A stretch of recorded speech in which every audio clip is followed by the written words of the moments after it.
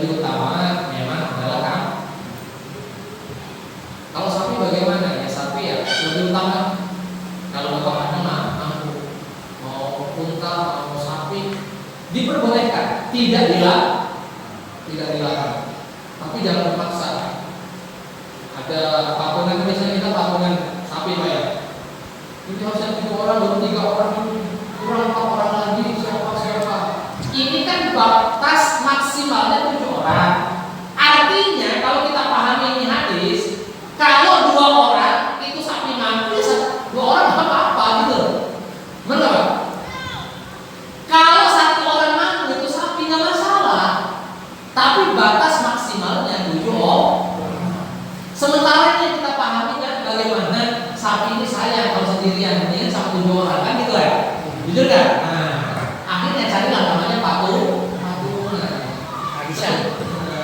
Sebetulnya kalau kita memang mampu 1 orang dan tidak dilarang, mudah-mudahan di DPR ini semuanya sapi ya. Kalau dari 1 rumah ini sapi keluar semua ini, penuh di sini orangnya. Tim korbannya sampai ketahuan. Dan itu dari mulai kita. Mudah-mudahan kita semua menggunakan Allah SWT. Itu ada hubungannya sama kami. Warawat Rasulullah annahu qala fi ba'siyati birahim faqultu ya rahim ma awalu darajatin yaqaha al-murid qala rabbul fadl ma dhalim wa khifati dhuhri mina tabi'ati fa innahu la yus'adu li'abdi amala wa 'alayhi tabi'ahu aw radduhu. Wasal ini seorang tabi'in. Ini bercerita beliau dalam satu perjalanan dengan pendeta.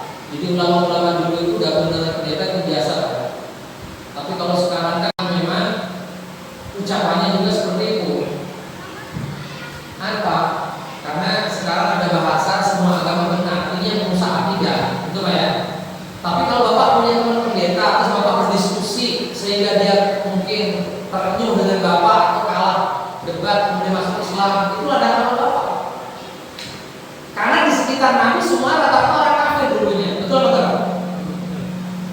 Jadi jangan lebih kalau kita punya tetangga maaf, tidak seiman dengan kita, itulah dakwah sebetulnya. Cuma kadang-kadang kita Bapak nggak kuat. Jangankan kita mengajak orang yang tidak beriman, iman kita aja kadang keluar masuk atau bertambah berkurang gitu kan. Jadi ini jangan dipahami ya macam-macam. Oh ini Uwais Al-Qarni ini adalah sebaik-baiknya tabi'in. Kata Nabi kepada Sayyidina Umar bin Khattab dan beberapa sahabat, kalau kamu berjumpa dengan Uwais maka mintalah doa kepada Uwais. Ini sedikit biografi tentang Uwais Al-Qarni, seorang ulama. Beliau ini punya amalan Pak. Amalannya Pak luar biasa. Beliau ini cita-cita orang tuanya ini pengen ziarah ke Madinah, berjumpa dengan Nabi. Uwais Al-Qarni ini hidup di zaman Nabi. Cuman satu hal yang tidak menjadikan sebab beliau menjadi sahabat. Walaupun dia hidup di zaman Nabi, tapi tidak bisa berjumpa seperti ini dengan Nabi, maka dia tidak dihitung sebagai sahabat. Paham ya? Tapi walaupun dia anak kecil dan pernah berjumpa dengan Nabi, iman kepada Nabi, hidup dalam keadaan iman, mati mengimani Nabi, maka dia dihitung sebagai sahabat. Dan Uwais Al-Qarni ini orang Yaman, pengen jumpa dengan Nabi, membawa ibunya yang kisahnya sering didengar sama kita, menggendong ibunya sampai ke Madinah. Di perjalanan ibunya wafat, dan dia mendengar bahwasanya di Madinah Nabi sudah meninggal. Tapi dia tetap teruskan sampai ke Madinah, dan waktu itu ketemu sama Sayyidina Umar. Ditanya, ini rombongan haji dari mana ini? Dari Yaman. Apakah ada yang namanya Uwais Al-Qarni? Maka orang mengatakan ada. Di kafilah itu, di rombongan itu ada namanya Uwais Al-Qarni. Maka didatangi. Langsung beliau meminta doa. Kalau orang yang derajatnya, usianya lebih tua meminta doa kepada yang lebih muda, boleh apa enggak boleh? Tapi ini bukan modus saya Pak ya. Bukan Ustaz pengen disalah, enggak, bukan. Khawatir. Bapak punya anak, anaknya memang ahli agama, hafid Quran 30 juz. Bapak cium tangannya juga boleh tuh Pak, tidak haram. Memuliakan Al-Quran dan ilmunya. Kadang-kadang kita ogah Pak ya. Apa dulu yang ngajikan saya kok, yang ngajarin kamu Iqra kan saya. Sekarang kamu jadi ustaz, tentang no enggak. Bukan begitu, bukan modus. Bukan berarti Sayyidina Umar itu derajatnya lebih rendah daripada Uwais al-Qarni. Tapi Nabi ingin mengajari kepada sahabat, nih ada hamba Allah juga yang punya derajat yang tinggi di sisi Allah, doanya makbul, kamu minta doa kepadanya.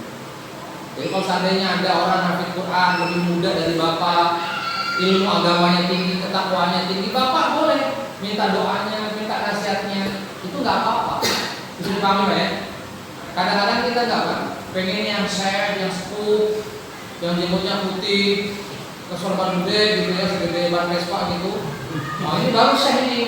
Kalau saat ini muda ini, saya sering dengar di pengajian begini, ini tidak akan mendapatkan kebaikan. Waktu datang kepada Sayyidina Umar, kemudian beliau mengatakan, saya dapat wasiat sama Nabi untuk minta doa kepada engkau. Dan beliau berdoa. Dan beliau ikut berperang juga di masa Sayyidina Umar, kemudian syahid di medan pertempuran. Itu Al-Qarni. Beliau itu ngomong sama Rahib, teman seperjalanannya, karena beliau sering melakukan perjalanan. Apa pertama kali amalan yang bisa menjadikan sebab seorang hamba, murid maksudnya, itu makrifat kepada Allah? Kata rahib tersebut, pendeta tersebut, ya, tentu ya pendeta-pendeta zaman itu memang orang-orang Nasrani yang memegang Ahlul Kitab, atau orang-orang Yahudi yang memegang daripada kitab yang masih murni. Yang pertama, kata si rahib adalah Radul Madzalim, yaitu kamu tolak hal-hal yang menjadi sebab kezaliman. Jangan pernah mendolimi. Orang yang punya kasih sayang kepada hamba Allah maka akan dekat kepada Allah, kata dia kepada Wasal yang punya derajat segitu tinggi. Sehingga dalam Al-Quran disebutkan Ar-Rahimuna yarhamuhur rahman irham man fil ard yarham man fis sama. Allah itu zat yang Maha Rahim. Barang siapa yang menyayangi hamba Allah yang di bumi, maka yang di langit akan menyayangi. Itu berarti orang tersebut menjadi walinya Allah Subhanahu wa taala. Termasuk perlakuan orang-orang beriman bukan hanya kepada manusia, bahkan kepada hewan sekalipun itu diperlakukan secara kehewanan. Kalau hewan jangan seperti manusia ya, tapi ke hewan. Dalam sunnah fikih, kalau menyembelih cari pisau, golok, pedang atau apa yang biasa bapak potong, usahakan yang paling tajam. Syukur-syukur seperti pedangnya Sayyidina Ali. Tempel leher unta langsung putus. Jangan yang itu Pak yang buat motor apa namanya, petuk gitu, yang apa namanya, yang gede yang buat kayu gitu kan. Kasihan lehernya. Islam itu mengajarkan gitu Pak. Apalagi bapak masukkan karung, tali, lempar ke kolam, itu bukan cara kita seperti itu. Lehernya diinjak, belum mati injak dua jangan. Itu jangan menyakitkan. Dan orang semacam ini tidak akan pernah sampai kepada Allah. Apalagi mendzalimi manusia. Usil aja sama orang itu ya. Kalau nggak tangannya, ya kakinya. Kalau nggak kakinya, mulutnya. Nah ini nggak akan sampai kepada Allah Subhanahu semacam ini. Termasuk kepada anak-anak kita yang kecil, Pak. Anak-anak kita kecil kan bisa menyebalkan ya. Apalagi usia 2 tahun, 3 tahun, 2 tahun masih unyu-unyu.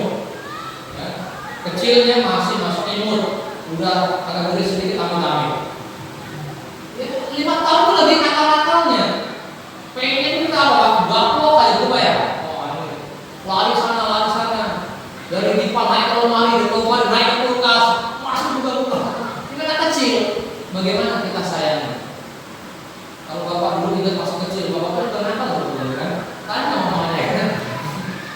saya, dan saya di sini disebutkan bahkan yang kedua adalah dia yaitu ringan hukumnya terhadap kebiasaan manusia yang mungkin ya tabiat manusia itu memang bawaannya itu ya seperti itu Pak, nggak mau apa namanya usil lah, nggak mau diem. Tapi kalau Bapak bisa memaafkan, kita semua bisa memaafkan orang tersebut, maka kita ini derajat kita di sisi Allah Subhanahu wa taala akan naik. Tapi ini berat, mudah diucapkan, tapi perlu kita latih. Termasuk anak kecil, gitu kan, kita lagi sholat, ribut. Gitu. Sebetulnya secara pendidikan tarbiyatul aulad, pendidikan tarbiyatul aulad, itu nggak boleh kita marah-marah. Bagaimana caranya? Bapaknya kita rangkul, Pak, mana siapa ya Pak? Ayo, jangan anaknya. Akhirnya anak trauma sampai gede dia apa Pak? Benda. Tapi ya teman dulu Pak, saya belum sunat dimarahin. Kamu masih kecil, masih dulu sunat aja belum, sana pergi. Sampai sekarang saya dendam sama orang. Kamu udah meninggal sama kalian. Dibantu gitu ya orang. Berarti anak saya gitu jangan. Kita masuk Pak, masuk dalam kitab Tarbiyatul Aulad, cara pendidikan kita. Biarkan anak kecil ini dengan dunia mereka. Yang senang musik biarkan saja. Nanti 20 tahun yang akan datang, 3 bulan akan datang, mereka ini yang di masjid. Bapak nanti di depan masjid, disolatkan sama mereka. Nah, ini kita perlu. Jangan sampai mereka jauh dari masjid. Sekarang aja Pak ya, kita di masjid, ada masjid ini. Tapi ingat kita, 15, 20 tahun yang akan datang, mereka itulah di masjid. Maka kita sayang. Nah, kadang-kadang anak kecil minta ini sok awal. Kenapa? Bukan salah dia, karena bapaknya nggak cepat datang. Betul nggak Pak? Kalau bapak cepat datang, maka saya kadang-kadang Pak sama pengurus masjid, sama orang-orang yang gagal sama anak-anak itu langsung saya datangi. Nggak boleh gitu Pak. Kenapa besok awal didatangi anak-anak yang sholawatan anak-anak? Ya bapak-bapak itu datang duluan, maka jalan anaknya. Bapaknya datang, Ustaz, kan saya kirim duluan saya Ustaz. Saya belakangan, kan saya ini ngurus keluarga dulu. Nah bapak kamu kalah kan? Ya nggak apa-apa. Jadi kita itu apa namanya betul-betul di jalur yang benar sehingga hasil daripada kita taat kepada Allah ini kepada manusia kita sayang, kepada makhluk Allah kita sayang, bahkan kepada orang tidak beriman pun kita sayang. Sayangnya apa? Kepada orang yang tidak beriman kita tidak boleh mendoakan kebaikan-kebaikan. Doanya satu, biar dapat hidayah. Bahkan itu pun sama Nabi nggak boleh. Allah Nabi pun pernah mendoakan orang yang tidak beriman. Kebaikan-kebaikan itu tuh sama Allah langsung. Dalam Al-Quran nggak boleh. Tapi kita doakan hidayah. Itu pernah terjadi kepada seorang sahabat namanya Abdullah bin Ubay bin Salul. Jadi sahabat itu ajaib banget. Bapaknya itu bajingan. Kenapa saya bajingan? Abu Jahal bajingan Pak ya? Siapa yang bilang baik Pak? Ayo. Ini kan udah nas Quran gitu kan. Abu Jahal, Abu Lahab itu bajingan gitu kan. Tapi Bapak tahu sejarahnya, Abu Jahal itu punya wali Pak, punya anak wali Pak. Siapa namanya? Ikrimah bin Abu Jahal. Sehingga kalau Ikrimah lagi ngaji sama Nabi, orang-orang tuh ngomongin anaknya Abu Jahal yang musuh Nabi itu. Sama Nabi ditegur, jangan bawa bapaknya.